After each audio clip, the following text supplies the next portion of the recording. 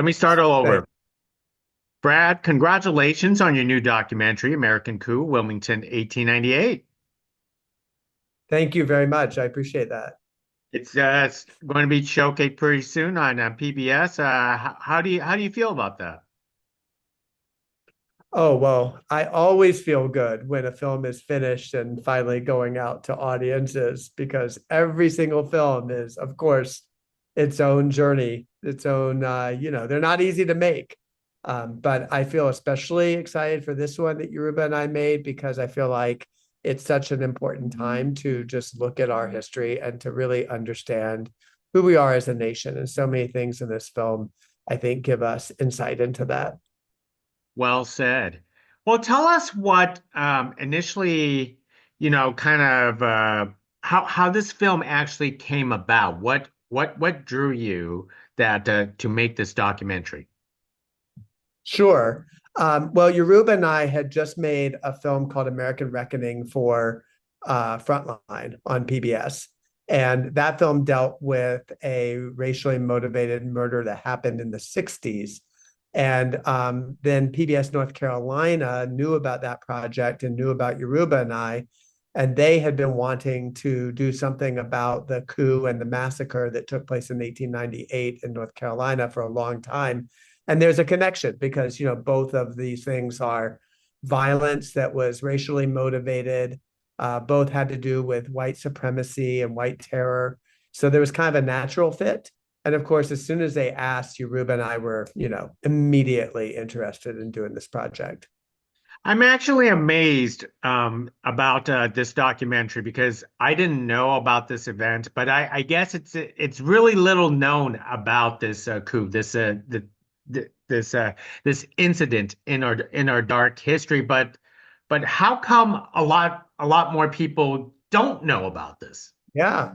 No, there's a really good reason why people don't know about this history, about this coup, and that's because it was deliberately buried for almost 100 years. It literally was lied about in textbooks. It was taught incorrectly on purpose.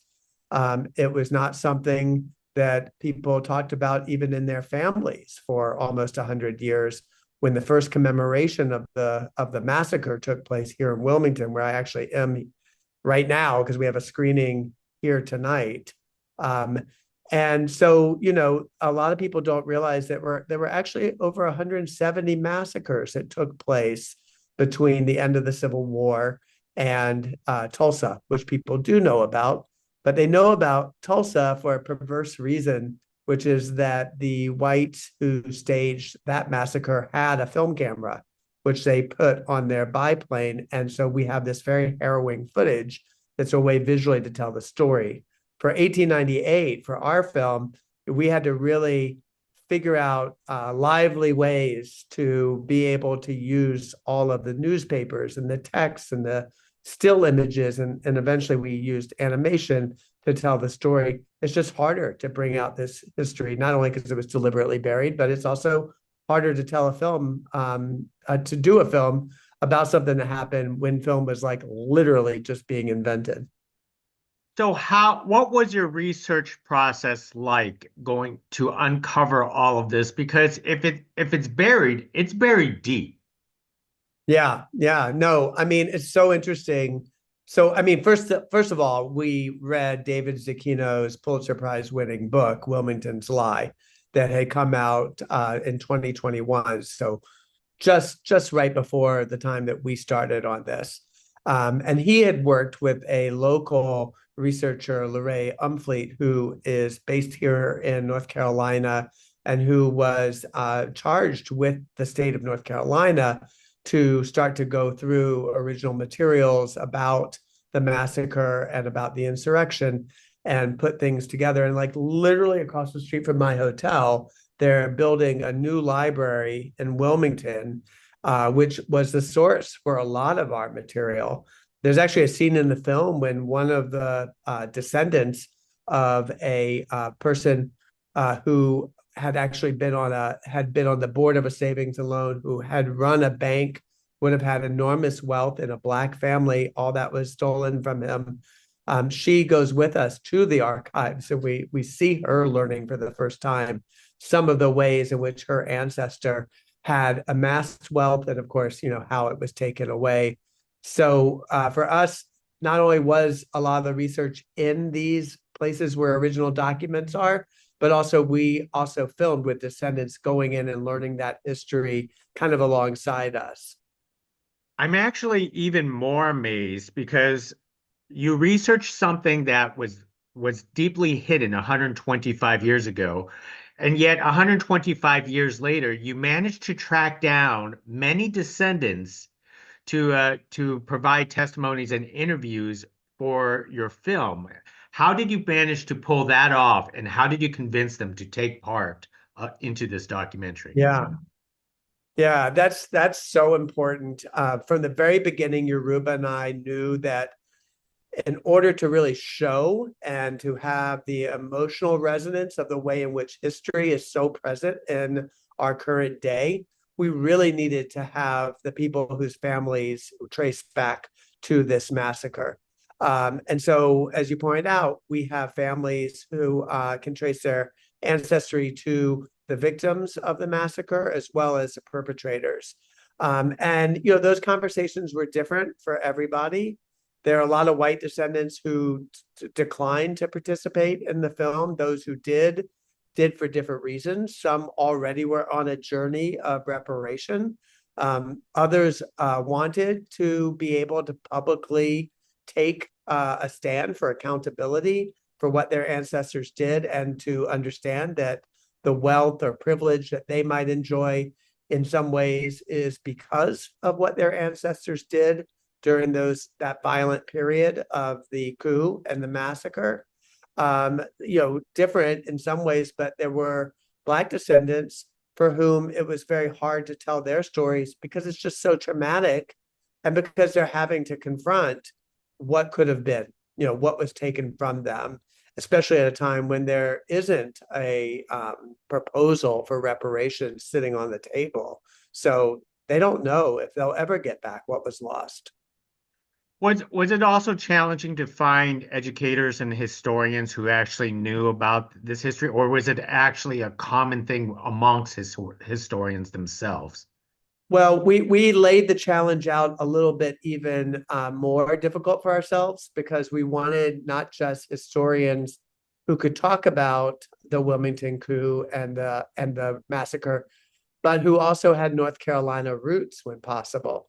So two of our historians are from, I'm sorry, well, yes, two of our historians and our journalist, David Zecchino, are from North Carolina, which is so powerful because, as I mentioned, we're trying to bring the past into the present. So when, for instance, Glenda Gilmore, who's at Yale, tells us that she grew up, she was 8 generations North Carolina, never knew about it.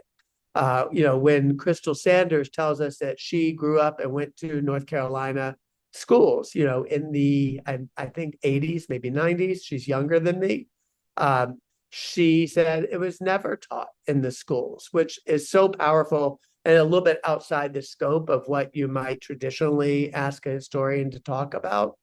And then we were just so fortunate because, Crystal Sanders, Glenda Gilmore, Carol Anderson, they've all written about what happened in Wilmington. So they're really perfect for telling this story. And then they're incredibly dynamic on film.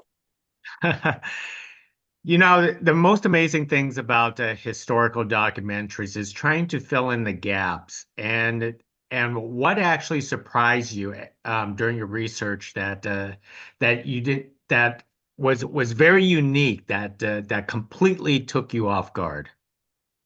Yeah, well, there's a little bit of it in the film, but I think one of the pieces of research that we really discovered with the help of a writer based here in Wilmington named John Jeremiah Sullivan.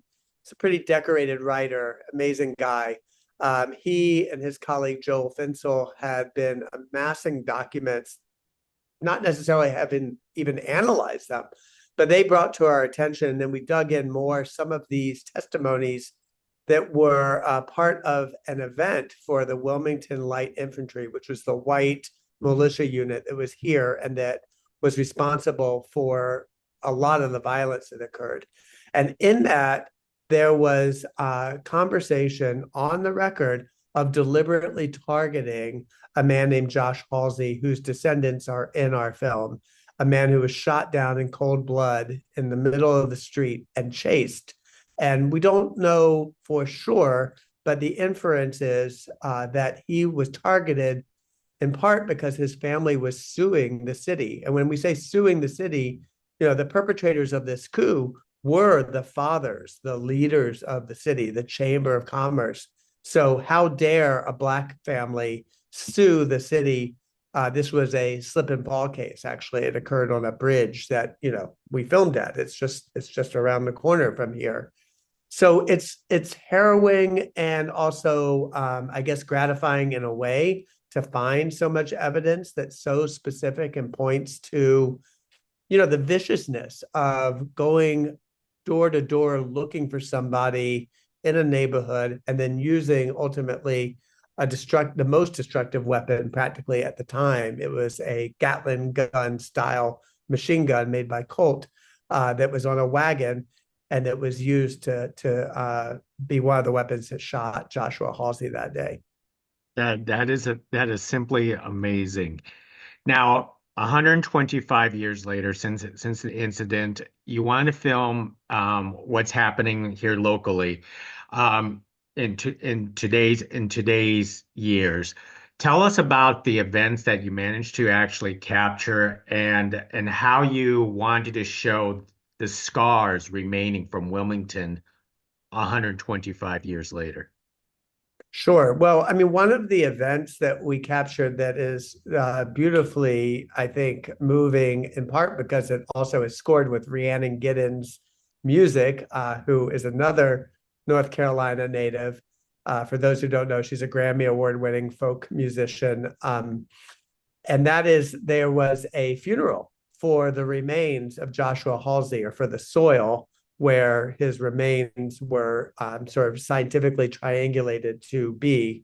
And the entire community came out for this funeral, which processed all the way through the town and then ended up in the Pine Forest Cemetery, which is the Black cemetery. And then a headstone was placed to honor his memory, and his ancestors were all there. And the Reverend Barber from Moral Mondays, people might know the Moral Mondays movement across the nation.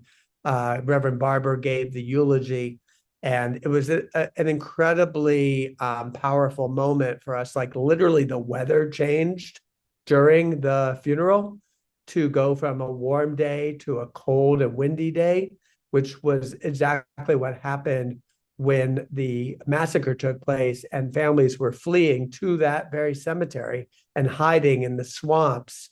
It was almost as if the forces of nature, or whatever you believe, had decided to just, create the conditions that were the conditions 120, at that point, 125 years earlier.